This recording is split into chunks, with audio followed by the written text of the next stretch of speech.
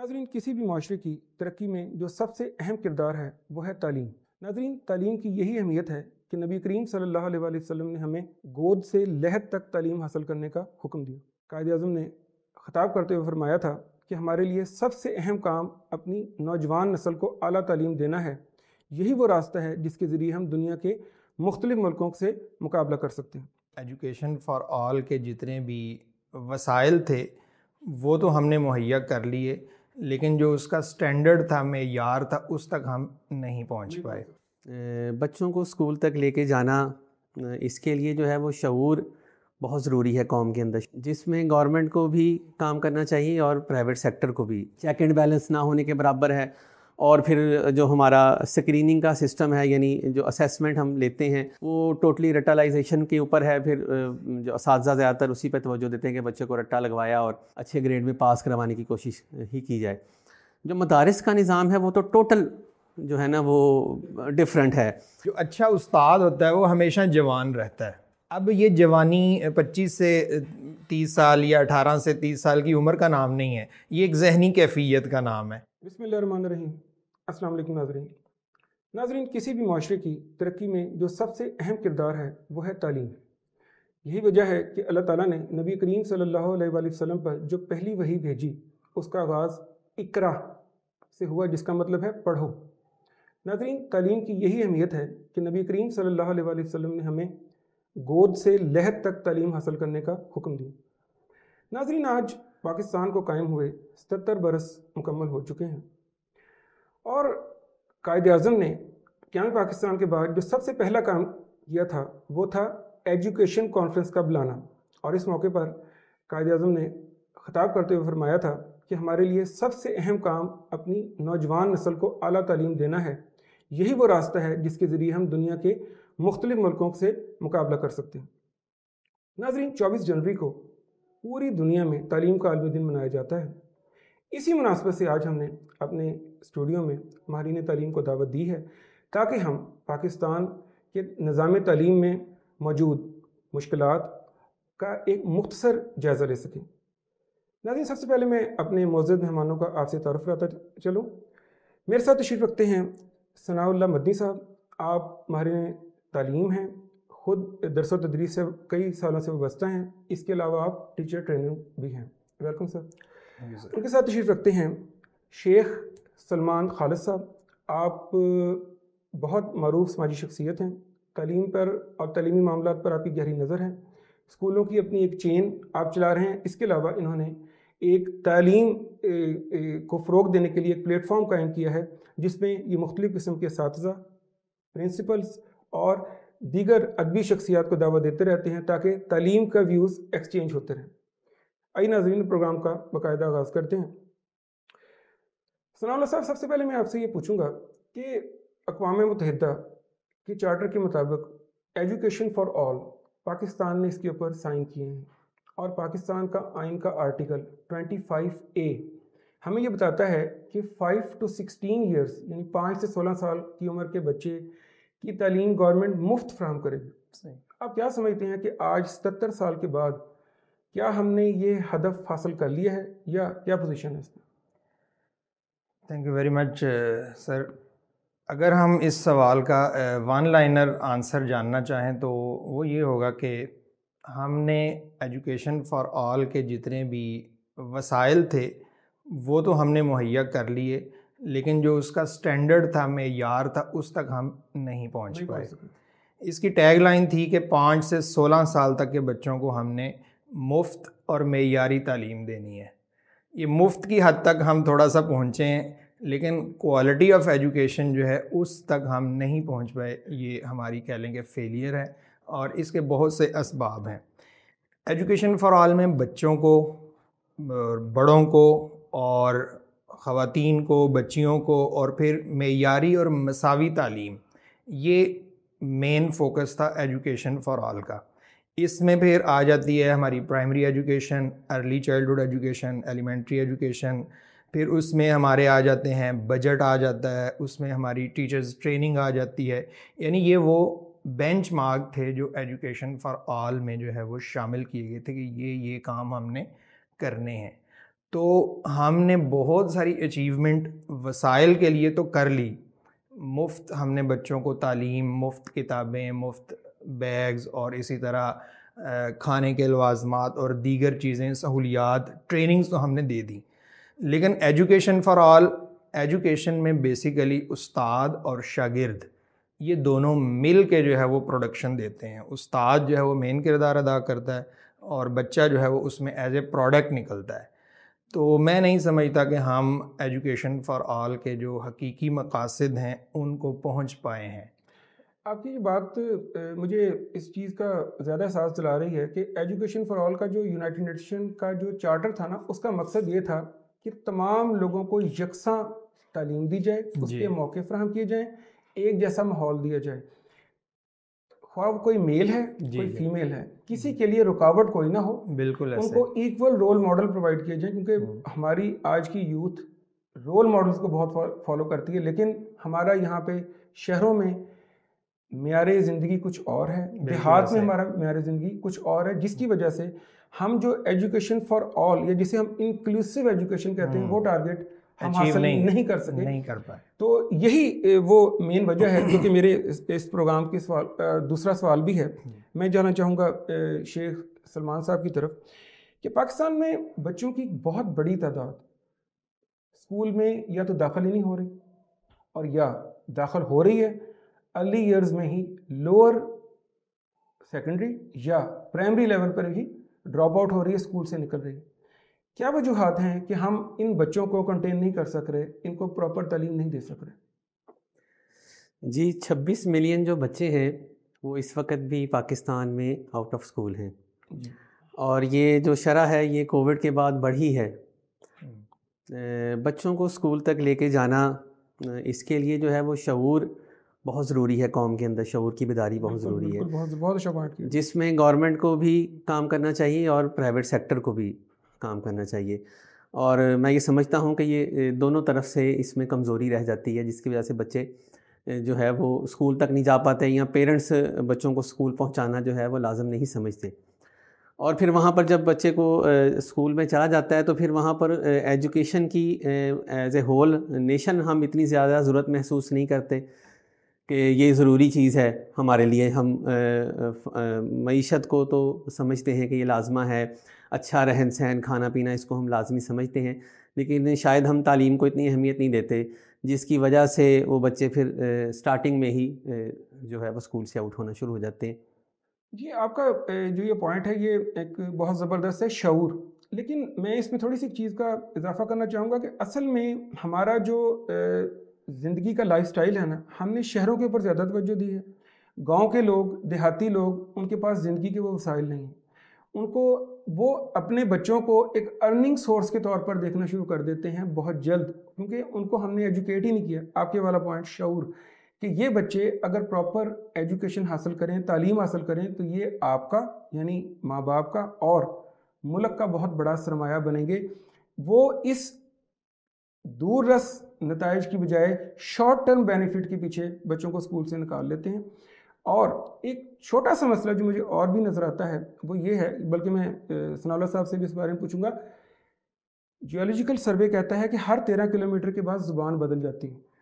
بالکل. جب ہم دیکھیں اردو، انگریزی، فارسی، عربی، یہ کوئی زبانیں بری نہیں ہوتی، لیکن وہ بچہ جو سندھ کے دیہات کا ہے، بلوچستان کے فار ایریاز کا ہے، یا بلوچستان میں رہتا ہے یا سرحد میں ہے، جب وہ ایک ایسی زبان اسکول میں دیکھتا ہے، وہ اس کی زبان کچھ اور ہے، اسکول میں کچھ زبان اور ہے، تو وہ اس کو نہ سمجھنے کی وجہ سے بوریت اور اپنے آپ کو کمتری کا ایک فیلنگ دے کے آہستہ آہستہ آہستہ اسکول سے دور ہو جاتا ہے. سنال صاحب آپ کے خیال میں کیا یہ بھی ایک فیکٹر ہے؟ بالکل ایسا ہے. اس چیز نے نا ہمارے ہاں طبقاتی تقسیم پیدا کی ہوئی ہے. سب سے پہلی چیز تو یہ ہے کہ جو بنیادی تعلیم ہے نا، پرائمری ایجوکیشن جسے کہہ لیں، وہ علاقائی زبان میں دینی چاہیے، یا مادری زبان میں کہہ لیں اس کو. انٹرنیشنلی بھی ہاں جی، اس کو کسی زبان کے ساتھ خاص نہیں کرنا چاہیے، چاہے وہ انٹرنیشنل لینگویج ہو، چاہے وہ کوئی نیشنل اردو زبان ہو. جس علاقے کا بچہ ہے، استاد بھی اسی علاقے کا ہے، دونوں کمیونیکیشن آپس میں اسی علاقے کی زبان میں بہتر کر سکتے ہیں. ایک دوسرے کو انڈرسٹینڈ بہتر طریقے سے کر سکتے ہیں. جب تک وہ اپنا مافِ ضمیر ایک دوسرے کو اپنی علاقائی زبان میں نہیں بتائیں گے, استاد اس علاقے کی زبان میں نہیں پڑھائے گا, بچے کا کانسیپٹ نہیں کلیئر ہوگا. اور اسی چیز سے بچے پھر تعلیم سے باغی ہوتے ہیں. جیسے سر کی بات ہے, جیسے سر نے کہا کہ بھی 26 ملین بچے اس وقت آؤٹ آف اسکول ہیں. اچھا, ایک دفعہ تو ہم بچوں کو لے آتے ہیں اسکول میں پکڑ دھکڑ کے, جیسے بھی ہے, کوئی بھی لالچ دے کے یا کسی بھی طریقے سے, ان کا وہاں پہ سسٹین کرنا, وہاں پہ ان کو ہاں جی ان کو 5 سال تک اس ادارے میں رکھنا, یہ بہت بڑا مسئلہ ہوتا ہے. اور اس میں یہ نظام تعلیم ہو یا یہ میڈیم آف انسٹرکشن ہو, یہ بہت زیادہ کردار ادا کرتا ہے اور بچے اسی چیز سے باغی ہوتے ہیں. اس میڈیم آف انسٹرکشن یا ذریعہ تعلیم کی وجہ سے بچوں کو آسان ترین مضامین جو ہیں وہ بھی مشکل لگنا شروع ہو جاتا ہے. بالکل صحیح آپ نے کہا. خالد صاحب, یہ سوال مجھے لگتا ہے ٹیلر میڈ آپ کے لیے ہے کہ ہمارے 3 قسم کے میڈیم چل رہے ہیں. سرکاری اسکول ہیں جس میں middle class, lower middle class یا غریب طبقے کے بچے جاتے ہیں. پرائیویٹ اسکولز ہیں, اس کی اپنی ایک سیگریگیشن ہے, درمیانی فیس کا اور ہائی فیس کا اسکول, اور ایک مدرسہ تعلیم. یہ 3 قسم کے ایجوکیشن سسٹم ہمارے چل رہے ہیں. آپ کیا سمجھتے ہیں ایجوکیشنسٹ ہونے کی حیثیت سے یہ ہمارے معاشرے میں کیا مسائل پیدا کر رہی ہے بات؟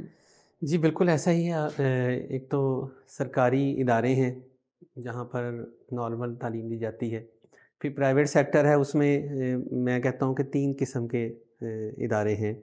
ایک تو A+ ہے جہاں پر ایلیٹ طبقہ تعلیم حاصل کرتا ہے, اور وہ تعلیم بھی وہ حاصل کرتے ہیں جو کہ انٹرنیشنل لیول کی ہے. ان کو ریسورسز بھی وہاں پہ ویسے ہی ملتے ہیں, ان کو اساتذہ اور دوسری سہولیات. ایک پھر درمیانے درجے کے پرائیویٹ اسکول ہیں جو بہتر تعلیم دینے کی کوشش کرتے ہیں, اور ایک پھر لو لیول کے ادارے ہیں. اور جو لو لیول کے ادارے ہیں وہ بہت بڑا حصہ ہے پرائیویٹ سیکٹر کا, لیکن نہ تو کیونکہ یہ اپنی مدد آپ کے تحت یہ ادارے کام کر رہے ہوتے ہیں. 85% تو ایسے ادارے ہیں جن کو ہم اسٹریٹ اسکولس کہتے ہیں. ان کی فیس بھی کم ہوتی ہے, ان کے ریسورسز بھی تھوڑے ہوتے ہیں, اور ان کو سرکار کی طرف سے بجائے آسانیاں فراہم کرنے کی ان پر پریشر بہت ہوتا ہے, ٹیکسز کا اور دوسرے مسائل کا. اور پھر یہاں پہ جو سٹاف ہے اس کی ٹریننگ کا بھی بالکل جو ہے نا وہ ارینجمنٹ نہیں ہوتا. جبکہ جو ایلیٹ طبقہ ہے یا جو میں نے کہا کہ جیسے اے کیٹیگری کے ادارے ہیں وہاں پر وہ پھر بھی کسی حد تک اپنے ٹیچرز کو ٹرین کرتے رہتے ہیں, اور جو نئے دور کے تقاضے ہیں ان سے ہم آہنگ کرتے رہتے ہیں. لیکن یہ جو اسٹریٹ اسکولز ہیں یہاں پہ تو بالکل نہ ہونے کے برابر ہے. تو پھر آتے ہیں ہم سرکاری اسکول کی طرف. اس میں بھی جو ہمارا نظام ہے اس کے مطابق کوئی ڈیلیور اتنا اچھا نہیں کر پاتے, بالکل چیک اینڈ بیلنس نہ ہونے کے برابر ہے.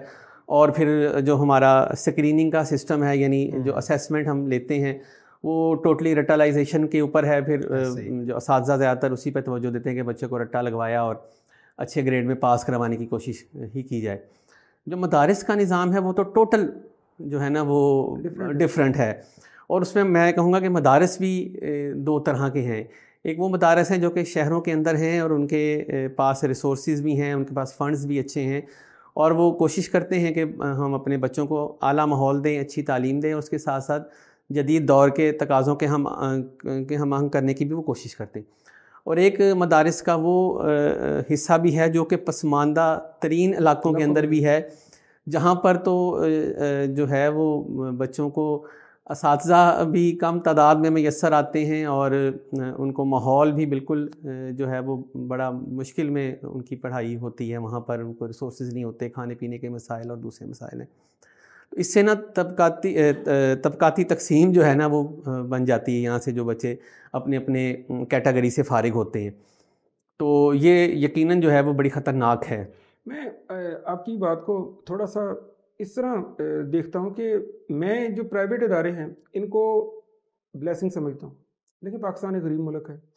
اگر کچھ لوگ آگے آ کے تعلیم دینے کے لیے کوئی ادارہ بناتے ہیں, ادارہ چلاتے ہیں, اور ان میں وہ لوگ اپنے بچوں کو داخل کرا لیتے ہیں جو اپنے بچوں کے اخراجات خود برداشت کر سکتے ہیں, تو ہمیں ان اداروں کو برا نہیں سمجھنا چاہیے. یہ ادارے اچھے ہیں. اس سے فائدہ یہ ہوگا گورنمنٹ کو کہ گورنمنٹ اپنے فنڈز اس طرف سے جو اتنی بڑی تعداد پرائیویٹ میں چلی گئی اس سے ہٹا کے ان سرکاری اسکولوں, ان ریموٹ یا دور کے علاقوں کے اسکولوں میں اپنے سارے جو وہ اچھے ٹیچر لگائے, ان کے ماحول کو بہتر کرے, ان کے لیے پراپر واش رومز, اچھے کلاس رومز بنائے, جس سے وہ بچے جو کہ اس پریویلیج کلاس کے جس کو آپ نے A+ کا نام دیا ہے انفارچونیٹلی نہیں ہے, لیکن جب وہ اسکول میں جائیں تو ان کو وہی ماحول نظر آئے کہ جو ایک بڑے اسکول کا ہو سکتا ہے. اور مدرسہ سسٹم دیکھیں, وہ بھی ایک پورا نظام تعلیم ہے. کرنا کیا چاہیے, مدرسہ تعلیم کے ساتھ ہم جدید جو دنیا کے سبجیکٹس ہیں ہم وہ بھی وہاں شامل کر دیں, اور جو اس کی دین کی تعلیمات ہیں ہم اٹھا کے ان کو اپنے 10 سالہ جو تعلیمی ہمارا سال ہیں پورے, ان میں آہستہ آہستہ تقسیم کر دیں, تو میرے خیال میں یہ ہم آہنگی ان کے درمیان قائم ہو جائے گی. ہم آگے بڑھتے ہیں اپنے اگلے سوال کی طرف. ابھی ہم نے بات کی ہے یکساں نظام تعلیم کی. آپ کے خیال میں کیا ایک قسم کا کریکولم بنا دینا ہی تمام مسائل کا حل ہے, اس سے سارے مسائل حل ہو جائیں گے, یا ایک جیسا ماحول دینا بھی ضروری ہے؟ میں سمجھتا ہوں کہ یکساں نظام تعلیم اور یکساں ماحول یہ دونوں ہی لازم و ملزوم ہیں. آپ کسی ایک کو مائنس کر کے دوسرے کو وہاں پہ سسٹین نہیں کر سکتے. یکساں نظام تعلیم ایک مساوات کو, برابری کو فروغ دیتا تو ہے, طبقاتی تقسیم کو ختم تو کرتا ہے. ایک دفعہ محنت کر کے ایک جیسا نظام تعلیم سنگل نیشنل کریکلم یا کسی بھی ٹائٹل کے ساتھ ہم پرووائڈ کر دیتے ہیں, لیکن اس نظام تعلیم کو جس چیز نے امپلیمنٹ کرنا ہے وہ ماحول ہے, وہ کلاس روم کی اندرونی انوائرمنٹ ہے. وہ لاہور, فیصل آباد اور کراچی اور اسلام آباد جیسے بڑے شہروں میں بھی جو ہے نا وہ ہو سکتی ہے, اور کسی پرانے دیہات میں, چاہے وہ پنجاب کا کوئی دیہی علاقہ ہے یا سندھ کا کوئی دیہی علاقہ ہے, KPK کا کوئی پہاڑی علاقہ ہے, تو وہاں پہ نظام تعلیم تو سیم ہو گیا, سنگل نیشنل کریکلم ہے, لیکن اس چیز کو جس چیز نے وہاں پہ جا کے اپلائی کرنا ہے, جس استاد نے وہاں پہ جا کے اپلائی کرنا ہے, اور جس چیز نے وہاں پہ اس نظام کو فروغ دینا ہے, وہ ماحول ہے.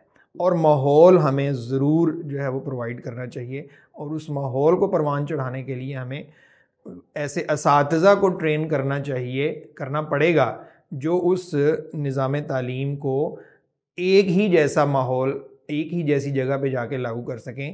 وہی استاد اگر شہر میں پڑھا رہا ہے تو وہی آؤٹ پٹ آئے, اگر وہ گاؤں میں پڑھا رہا ہے تو آؤٹ پٹ ایک آنی چاہیے. کیوں؟ نظام تعلیم ایک ہے. تو ماحول اور نظام تعلیم دونوں میں سمجھتا ہوں کہ بہت زیادہ ضروری ہیں, اکٹھے چلنے چاہیے. جی بہت آپ نے اچھا پوائنٹ اٹھایا. میرے ذہن کے مطابق اس میں ایک چیز اور امپورٹنٹ ہے, وہ یہ ہے کہ جو ہمارے شہروں کے بچے ہیں وہ کسی نہ کسی طرح ہر وقت تعلیم حاصل کر رہے ہیں. اگر وہ ٹیلی ویژن دیکھ رہے ہیں وہ بھی تعلیم ہے, بالکل. وہ انگلش اردو پروگرام دیکھ رہے ہیں وہ بھی تعلیم ہے. ان کے پاس میگزینس, گھروں میں ٹیب, والدین کے پاس موبائل, یہ ساری چیزیں ان کی کنٹینیوس تربیت کر رہی ہیں, جس سے وہ پہلے ہی ایسی چیزوں سے اکوپ ہیں جو کہ انفارچونیٹلی دیہات کے بچے نہیں ہیں. ہونا یہ چاہیے کہ گورنمنٹ کو ان ایریاز میں جہاں پہ بجلی بھی نہیں ہے ایسے سینٹرز قائم کرنے چاہیے جہاں پہ لوگ اپنے بچوں کو لے کے آئیں. وہاں ٹھیک ہے اگر ہر کسی کو یہ ساری فیسلٹی نہیں دی جا سکتی تو کم از کم ہر دیہات کی سطح پر ایک ایسا جگہ مقام ضرور ہونا چاہیے جہاں وہ اپنے بچوں کو لائیں, ان کو یہ ساری چیزوں دکھائی جائیں اور ان کو باری باری سمجھائی جائیں. اس سے چلیں وہ گیپ جو اتنا بڑا گیپ تھا وہ مکمل طور پہ حل تو نہیں ہو سکے گا, لیکن بہت سا فرق بھی پڑ جائے گا. بالکل پڑے گا. ہمارا جو تعلیمی نظام ہے اس کو کس طرح ہم یکساں کر سکتے ہیں. لیکن یہاں پر اگین میں پھر یہ کہوں گا, یہ بالکل ٹیلر میڈ کوسچن آپ کے لیے آ رہا ہے کہ ہمارے اسکولوں کا معیار تعلیم کہ وہ کس قسم کی تعلیم ہمارے بچوں کو پرووائڈ کر رہا ہے, یہ اور جو بچے اس تعلیم سے مستفید ہو رہے ہیں ان کا معیار کیا ہے, ان کی کوالٹی کیا ہے. کیونکہ یونیسکو نے ایک رپورٹ جاری کی ہے, انہوں نے کہا ہے کہ پاکستان میں ہر 10 میں سے 9 بچے 10 سال کی عمر تک جو بچے ہیں وہ بنیادی ٹیکسٹ جو ہے نا وہ پڑھ نہیں سکتے, یعنی کہ جو ان کو کوالٹی آف ایجوکیشن دی جا رہی ہے اس کی کافی کوالٹی لو ہے. آپ کیا سمجھتے ہیں؟ جی بالکل ایسا ہی ہے کہ ہمارے ملک میں جو تعلیم کا معیار ہے وہ کافی لو لیول کا ہے, اور انٹرنیٹ کی دستیابی کے بعد تو باؤنڈریز جو ہیں وہ بالکل ختم ہو چکی ہوئی ہیں, اور کئی ملکوں نے جو ہے وہ انیشیٹو لیا ہے اور انہوں نے اپنے جو تعلیمی لیول کو جو ہے وہ انٹرنیشنل لیول کے برابر کرنے کی وہ کوشش کر رہے ہیں. تو کسی بھی ریاست کے اندر جو تعلیم ہے اس بچوں تک اعلیٰ معیار تک پہنچانا وہ ریاست کا کام ہوتا ہے. لیکن بدقسمتی یہ ہے کہ ہماری ملک کے اندر جو ریاست ہے وہ اس فرض کو جو ہے وہ سمجھنے سے قاصر ہے، اور وہ آپ کریکولم کا ہی دیکھ لیں کہ یہ حالات ایسے ہیں کہ کریکولم کو بہت جلد جو ہے نا ریوائز کرنا چاہیے، لیکن 2006 پھر 2020 یعنی 14 سال تک جو ہے وہ ہم وہیں پر رہے ہیں۔ پھر اس کے بعد جو ہمارا میں یہ عرض کروں گا امتحانی نظام ہے، اسکریننگ کا جو سسٹم ہے وہ بڑا ناقص ہے۔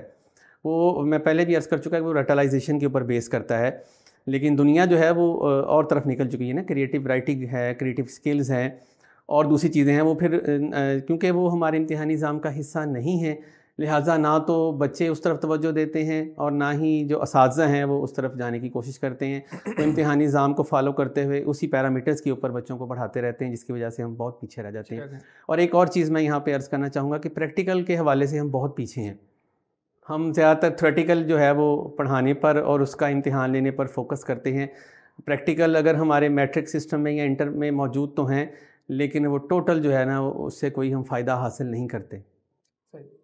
دیکھیں آپ ہی کی بات کو میں تھوڑا آگے بڑھانا چاہوں گا۔ آج کا دور جو سا ہے وہ دیکھا جائے تو وہ جو اسٹریٹ پڑھنے کا دور تھا نا، کلاس 1 2 3 4 10 اور پھر FSC، وہ دور نہیں رہا، سکلز کا دور شروع ہو گیا ہے۔ جس طرح جدید تعلیم آئی ہے، یہ کمپیوٹر کا دور آیا ہے، اس نے نئی جابز کریٹ کر دی ہیں۔ 8 ملین لوگ نئے اس میں جابز کی مارکیٹ میں انٹر ہو رہے ہیں، اور وہ کوئی سرکاری سیٹ سسٹم میں نہیں جا رہے، وہ نئی اسکل بیسڈ جاب میں جا رہے ہیں۔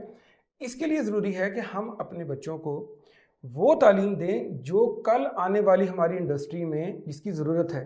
تو اس تعلیم کو دینے کے لیے ہمیں ان تمام اہداف کا بھی اندازہ ہونا بہت ضروری ہے جس کے لیے ہمیں اپنے کل کے بچوں کو تیار کرنا ہے۔ میں چائنا کی اگزامپل یہاں کوٹ کروں گا۔ چائنا نے اپنے بچوں کو اور اپنی خواتین کو انہوں نے کیا کیا ہے کہ ووکیشنل انسٹیٹیوٹ سے ٹارگٹ بیسڈ ٹریننگ دلوائی اور ان کو خاص قسم کے شعبہ جات سے منسلک کر دیا۔ اسی طرح انہوں نے عورتوں کو ٹریننگ دلائی اور ان کو خاص قسم کی انڈسٹری کے ساتھ منسلک کر دیا۔ اب وہ گھر میں بیٹھ کے کام کرتی ہیں۔ ہر گھر جو ہے وہ کسی انڈسٹری کا حصہ ہے۔ آپ دیکھیں چائنا ایک اکنامک جوائنٹ بن گیا ہے، سپر پاور بن رہا ہے چائنا، بلکہ بن چکا۔ میرا اگلا سوال جو وہ اسی بارے میں ہے کہ مدنی صاحب ایک ٹیچر ٹرینر بھی ہیں، آپ کیا سمجھتے ہیں کہ جو ہماری جدید تعلیم ہے، جس طرح آرٹیفیشل انٹیلیجنس ہے، روبوٹکس ہے، ان چیزوں کو ہمارے نظام تعلیم میں شامل کرنا چاہیے، اور جو ہمارے نئے اساتذہ ہیں، ینگ بلڈ جسے ہم کہتے ہیں، کیا اس کو نظام میں شامل کرنا چاہیے اور اس کی ٹریننگ کو جدید طریقوں پہ استوار کرنا چاہیے؟ سہیل صاحب، پہلی بات تو یہ ہے کہ جو نئے علوم ہیں نا، جدید دور کے جدید تقاضے ہیں، تو لازماً جو جدید علوم ہیں انہیں ہمیں اپنے نظام تعلیم میں اور نصاب تعلیم میں لازماً شامل کرنا پڑے گا، نہیں کریں گے تو ہم آلریڈی پیچھے ہیں۔ دوسرا جو سوال ہے اس میں ایک جملہ میں پچھلے دنوں پڑھ رہا تھا، مجھے بڑا اچھا لگا۔ اس میں یہ کہا گیا کہ جو اچھا استاد ہوتا ہے وہ ہمیشہ جوان رہتا ہے۔ صحیح۔ اب یہ جوانی 25 سے 30 سال یا 18 سے 30 سال کی عمر کا نام نہیں ہے، یہ ایک ذہنی کیفیت کا نام ہے، یعنی اگر وہ ذہن اپنا تبدیل کرتا ہے۔ ایگزیکٹلی۔ اگر استاد جوان ہے تو وہ لازماً بچوں کے لیول پہ جا کے ان کو سمجھ بھی سکے گا اور انہیں سمجھا بھی سکے گا، تبدیلی کو بھی تسلیم کرے گا۔ ڈیفینیٹلی۔ ہمارے ہاں ہوتا یہ ہے کہ ہمارے بچے جو ہیں، یا جسے ہم نسل نو یا جدید دور کے بچے یا جنریشن کہہ دیتے ہیں، جب ایک پرانی جنریشن کا بندہ نمائندہ ایک نئی جنریشن کے نمائندے سے کنیکٹ کرتا ہے نا، تو وہ کمیونیکیشن کے ذریعے کرتا ہے۔ بالکل صحیح۔ تو ہمارا وہ کمیونیکیشن گیپ جو ہے نا، وہ والے اساتذہ پورا نہیں کر سکتے جو جوان نہیں ہیں، ذہنی طور پر کہہ لیں یا عمر کے لحاظ سے کہہ لیں یا جسمانی طور پر کہہ لیں۔ تو استاد جوان ہونے چاہیے، انہیں جوان رہنا چاہیے، ان کو جوان رکھنا پڑے گا، چونکہ یہ ساری چیزیں ہمیں جدید دور کے بچوں کو اور آنے والی نسل کو، استاد جتنا زیادہ جوان ہوگا، جتنا زیادہ خوش مزاج ہوگا، اتنے اچھے طریقے سے بچوں کے ساتھ کنیکٹ کر سکے گا اور تعلیمی عمل کو جو ہے وہ آگے بڑھا سکے گا۔ یہ بات آپ کی بالکل درست ہے، کیونکہ یہ انٹرنیشنلی اس بات کو تسلیم کیا گیا ہے کہ جو پرائمری لیول کے بچے ہیں وہ ینگ اساتذہ کو بہت پسند کرتے ہیں اور ان سے جلدی کمیونیکیشن ریلیشن بنا لیتے ہیں، اور دوسرا ان سے جلدی اسکل سیکھ لیتے ہیں۔ ایک عام سی وجہ تو یہ ہے کہ جو نیا ینگ بلڈ ہے وہ ان چیزوں کو کافی حد تک سمجھتا ہے جو یہ بچے پسند کرتے ہیں۔ اولڈ مین جو ہے وہ ڈیفینیٹلی ایک پرانا دماغ اور وہ سینئر ایج ہو جاتی ہے, وہ بچوں کے ساتھ وہ ریلیشن بنا نہیں سکتا, بالکل, جس سے پھر وہ بچے جہاں سے ہوتے ہیں وہ بور ہو کے تعلیم سے دور ہو جاتے ہیں یا ناپسندیدگی کا شکار ہو جاتے ہیں. میرا اگلا سوال جو ہے وہ سلمان صاحب آپ کے ساتھ ہے, وہ یہ ہے کہ پاکستان میں تعلیم کے اوپر جو بجٹ ہے وہ بہت کم ہے. پاکستان کا جو 2024 کا بجٹ تھا اس میں صرف 1.7 یعنی 1.7% ہم نے ایلوکیٹ کیا, جبکہ انٹرنیشنل جو لیول ہے وہ ایوریج 4.4% ہے. آپ خود اس شعبے سے منسلک ہیں, میں آپ سے جاننا چاہوں گا آپ کے خیال میں تعلیم کے اوپر کم خرچ کرنے سے بحیثیت دنیا میں ایک ترقی پذیر ملک کے ہمیں کیا نقصانات ہیں, اور اگر ہم اس بجٹ کو بڑھائیں تو ہم کیا فائدے حاصل کر سکتے ہیں؟ جی, تعلیم کسی بھی ریاست میں ریڑھ کی ہڈی کی حیثیت رکھتی ہے, اور کسی قوم کی تعمیر و ترقی میں تعلیم کا بہت اہم کردار ہے. اور جدید دور میں جب نئی ٹیکنالوجیز آ گئی ہیں, نئے علوم آ گئے ہیں, اب تو جو ترقی پذیر ممالک ہیں ان کو تعلیم پر زیادہ خرچ کرنے کی ضرورت ہے, جبکہ بدقسمتی یہ ہے کہ ہمارا بجٹ پہلے ہی بہت کم ہے اور یہ مزید 5 سالوں تک بھی صرف 0.5% جو ہے اس میں اضافے کی توقع ہے. تو یہ ہماری ریاست کو اس بارے جو ہے وہ گہری دلچسپی لینی چاہیے کہ بجٹ کو انکریز کریں, اور پھر جو بجٹ کو انکریز کرنے کے بعد اس پہ چیک اینڈ بیلنس بھی رکھیں کہ یہ صرف زبانی جمع خرچ کے اندر ہی نہ رہ جائے. اس کو حقیقتاً جو ہے وہ جدید علوم اور جدید ٹیکنالوجی کی جو ہے وہ سیکھنے کی طرف اس کو خرچ کریں اور اس کو صحیح جگہ پر لگائیں, تاکہ ہمارے جو نوجوان ہیں وہ دنیا کے لیول پر جو ہے نا وہ جو تعلیم جو ترقی چل رہی ہے اس کو میٹ اپ کر سکیں. جی بالکل, اور اس میں ایک اور چیز بھی ہے کہ اگر ہم آج اپنا تعلیمی بجٹ بڑھائیں گے, جو سب سے بڑا اس میں فائدہ ہوگا وہ یہ دیکھیں, جب تعلیمی بجٹ کم ہوگا تو بہت سی اساتذہ کی سامیاں وہ خالی رہیں گی. بہت سے اسکولوں میں ٹیچر نہیں ہوں گے تو بچے پڑھیں گے کیا, لائبریریز نہیں ہوں گی, کمپیوٹر کے لیبز نہیں بن سکیں گی. تو ہمیں ضرورت جس بات کی ہے وہ یہ ہے کہ ہم نہ صرف اپنا بجٹ بڑھائیں بلکہ اس کو صرف عمارتیں بنانے میں ضائع نہ کر دیں, اس کو ریئل ٹائم جو ایڈوانسمنٹ ہے, جس طرح اچھی لائبریریاں, اچھے کمپیوٹر سینٹرز, اور ان کتابوں اور ان چیزوں تک رسائی اپنے ان بچوں کو دیں جو کہ ہماری عام زندگی میں آپ پسماندہ طبقہ جس کو ہم کہتے ہیں. تو یہ ہے وہ فائدہ جو کہ میرے خیال میں اگر ہم بجٹ کو بڑھائیں گے تو ہم دے دیں گے. تو اب یہاں پہ ایک سوال اور نکلتا ہے جو کہ میں مدنی صاحب کی طرف جاؤں گا, وہ یہ ہے کہ اگر ہمارے بچے جو اس نظام سے اب آ رہے ہیں, پڑھ رہے ہیں, وہ ذہین ہیں لیکن غریب ہیں. مدنی صاحب آپ کیا سمجھتے ہیں کہ جو بچہ ذہین ہے, لائق بھی ہے, لیکن اس کے پاس ریسورسز نہیں, وہ جس طرح سلمان صاحب نے کہا کہ A+ ایجوکیشن لینے والا بچہ جو کہ اچھے ریسورسز, تمام ایلوکیشن ان کو, ہر انٹرنیشنل ایجوکیشن وہ حاصل کر رہے ہیں, ان کے پاس پیسے بھی ہیں, تعلیم ایک کموڈٹی ہے, وہ اس کو پرچیز کر لیتے ہیں, لیکن یہ بچہ اس کموڈٹی کو پرچیز نہیں کر سکتا. آپ کیا سمجھتے ہیں گورنمنٹ اس بچے کی یا ان بچوں کی کیسے مدد کر سکتی ہے؟ دیکھیں سہیل صاحب, جو بنیادی تعلیم ہے یا جسے ہم سیکنڈری ایجوکیشن یا ہائر سیکنڈری ایجوکیشن تک, یہ تو گورنمنٹ کی ذمہ داری ہے, اسے پرووائڈ کرنی چاہیے. اس کے بعد کی جو تعلیم ہے یا جو بچے جو ہے وہ آگے پڑھنا چاہ رہے ہیں لیکن غربت کی وجہ سے, مالی وسائل کی وجہ سے وہ نہیں پڑھ پا رہے, تو گورنمنٹ کو ان کی سرپرستی کرنی چاہیے. ان کی سرپرستی کے لیے ڈیفینیٹلی اعلیٰ تعلیم وہی انسان حاصل کرے گا, وہی بچہ آگے پڑھنا چاہے گا جو یہ سمجھتا ہے کہ میری موجودہ تعلیم ابھی کم ہے, چاہے وہ کسی بھی لیول کا ہے. اگر وہ آگے پڑھنے کا خواہش مند ہے تو جو رکاوٹیں اس کی پڑھائی کے اندر آ رہی ہیں ان کو حتی الامکان گورنمنٹ کو دور کرنا چاہیے. گورنمنٹ ایسے بچوں کی سرپرستی اس طرح کر سکتی ہے, اسکالرشپس پرووائڈ کیے جائیں, اور جو بچے آگے پڑھنا چاہتے ہیں ان کو تعلیمی وظائف یا ایجوکیشنل لونز دینے چاہیے.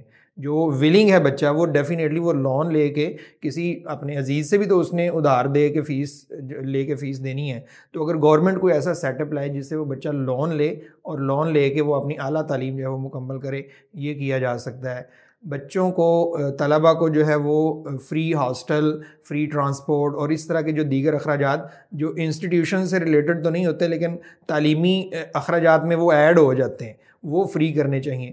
پھر اس کے ساتھ ساتھ جو چیزیں اعلیٰ تعلیم کے لیے ہمیں جو ای لائبریریز ہیں اور جو بڑے اداروں کی جو ممبرشپس ہیں جو پیڈ ہیں، جہاں سے ہم اپنی ریسرچ اور اس طرح کی چیزیں جو ہے وہ کر سکتے ہیں، جو پیڈ ہونے کی وجہ سے بچے جو ہے وہ نہیں حاصل کرتے، تو اس طرح کی ممبرشپس جو ہے وہ بچوں کو ایسی ای لائبریریز یا اس طرح کے اداروں کی ممبرشپس گورنمنٹ پرووائڈ کر سکتی ہے، جس سے بچے اپنی اعلیٰ تعلیم جو ہے وہ مکمل کر سکتے ہیں۔ جی آپ کا ماشاءاللہ پوائنٹ بہت اچھا ہے، بلکہ میں صرف تھوڑا سا اس میں ایڈ کرنا چاہوں گا یہ کہ ان ساری چیزوں کی اکاؤنٹیبلٹی بہت اسٹرانگ ہونی چاہیے، ڈیفینیٹلی کہ آپ یہ ساری چیزیں غریب طبقے کے لیے میرٹ بیسڈ ہوں، یعنی کہ پیورلی میرٹ ہو، اس میں کسی قسم کی ڈسکریمنیشن نہ ہو کہ جس طرح عام طور پر ہوتا ہے کہ اوپر کا طبقہ وہ ان چیزوں کو بھی کھینچ کے لے جاتا ہے، ایسے ہی ہے، اور کیا کہتے ہیں وہ بچے جن کے لیے جو مین اس کا ٹارگٹ تھے وہ پھر رہ جاتے ہیں۔ تو یہ کریں گے تو ہمارا ملک اس میں کوئی شک نہیں ترقی کرے گا اور ہم تعلیم میں بہت آگے چلے جائیں گے۔ میں آپ دونوں معزز مہمانوں کا بہت شکریہ ادا کرنا چاہتا ہوں کہ آپ نے اپنے قیمتی وقت سے میں نوازا اور اپنی قیمتی عرصے میں مستفید کیا۔ ناظرین، اس کے ساتھ ہی ہمارے آج کا پروگرام اب ختم ہوتا ہے۔ ناظرین، جن مسائل کے اوپر ہم نے بات کی ہے اس میں کوئی شک نہیں کہ دنیا کا نظام کوئی بھی ہو، مسائل موجود رہتے ہیں، لیکن ناظرین بہت سی باتیں ہمارے ملک میں ایسی بھی ہیں جو کہ ہمیں قابل فخر بنانے کے لیے کافی ہیں۔ ناظرین، ہم اٹامک پاور ہیں، دنیا کی 7ویں، ہم ان 14 ملکوں میں شامل ہیں جنہوں نے چاند کے اوپر اپنا کوئی مشن بھیجا، اور ہمارے سائنٹسٹ سائنٹیفک ریسرچ پیپر کا دنیا میں پیش کرنے میں دنیا میں 30ویں نمبر پر ہیں۔ اگر ہم تھوڑی سی کوشش کریں، اپنے ان مسائل پر قابو پانے کی کوشش کریں اور دیانتداری سے کام کریں، تو کوئی ایسی وجہ نہیں ہے کہ ہم ان مسائل کو حل نہ کر سکیں اور ایک ترقی یافتہ ملک نہ بن سکیں۔ ہمیں آج اجازت دیجیے، اگلے ہفتے کسی نئے موضوع کے ساتھ حاضر ہوں گے۔ اللہ حافظ۔